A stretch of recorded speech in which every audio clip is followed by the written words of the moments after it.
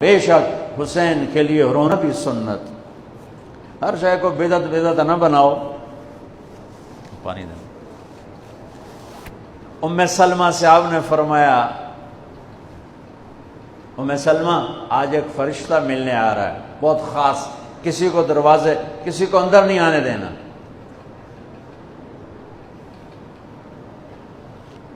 حضرت ام سلمہ پیرے پہ کھڑی ہو گئی.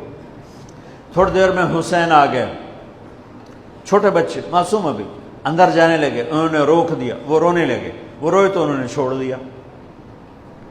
تھوڑی دیر کے بعد اندر سے میرے نبی کے زور زور سے رونے کی آواز آئی. زور زور سے رونے کی آواز آئی. ام سلمہ رہ نہ سکی، بھاگ کے اندر گئیں. تو آپ نے کیا دیکھا؟ آپ نے حسین کو یوں سینے سے چمٹایا ہوا تھا اور ایسے ہل ہل کے رو رہے تھے، ایسے بلک بلک سسک سسک کے رو رہے تھے. اور آپ کے آنسو آپ کے رخسار اور داڑھی پر اتر کر رہے تھے، اور آپ نے یوں بھینچا ہوا، ایسے دبایا ہوا تھا. تو حضرت ام سلمہ نے کہا، میرے ماں باپ قربان یا رسول اللہ، کیا ہوا؟ آپ ایسے تڑپ کے کیوں رو رہے ہیں؟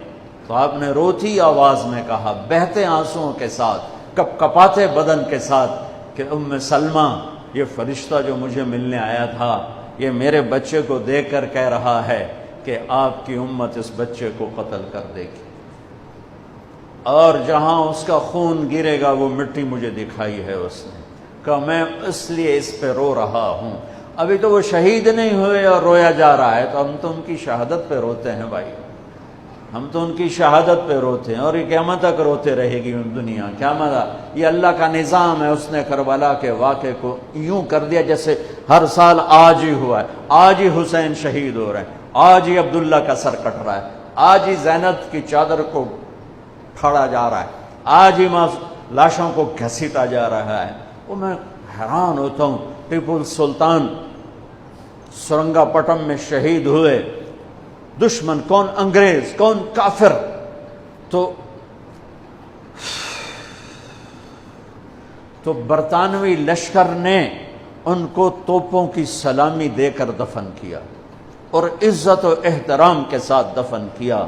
اور میرے نبی کے نواسے کی لاش کو ان کم بختوں نے کفن بھی نہ پہنانے دیا، جنازہ بھی نہ پڑھنے دیا، دفن بھی نہیں کرنے دیا. اگلے دن بنو اسد کے بارے میں پتہ چلا عمر بن سعد کو، تو راتوں کہ وہ ان کو دفنانے والے ہیں، تو راتوں رات ان کو بغیر جنازوں کے مٹی میں دبا دیا اور اوپر پانی چھوڑ دیا کہ کوئی پتہ ہی نہ چلے حسین کی لاش. بنو اسد کا بوڑھا آیا اگلے، جب پانی خشک ہو گیا وہ آیا اور اس نے مٹی اٹھا اٹھا کے سونگنا شروع کی. سبحان اللہ، سونگ رہا ہے، سونگ رہا ہے، سونگ رہا ہے. ایک جگہ کی مٹی اٹھا کے سونگا تو اس میں جنت کی خوشبو تھی.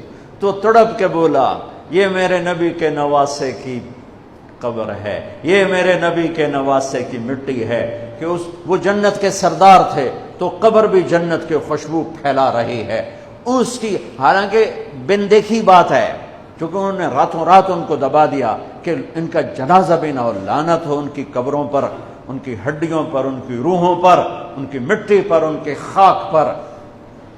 سمجھ میں نہیں آتا. نبی کے گھر کے کتے کی بھی ہم تو عزت کریں گے اگر آج ہمیں پتہ چلے یہ نبی کے گھر کا کتا ہے. ان کم بختوں کے سامنے نبی کے نواسے کھڑے تھے، نبی کی نواسیاں تھیں اور نبی کی اولاد تھی، اور ان کے دل ایسے پتھر، آنکھیں ایسی اندھی، کان ایسے بہرے کہ انہیں ایسے تلوار چلائی جیسے سامنے کوئی رومی لشکر کھڑا ہو، یا جیسے سامنے کوئی فارسی لشکر کھڑا ہو. اتنے عظیم ہستیاں میں کہاں سے بیان کروں؟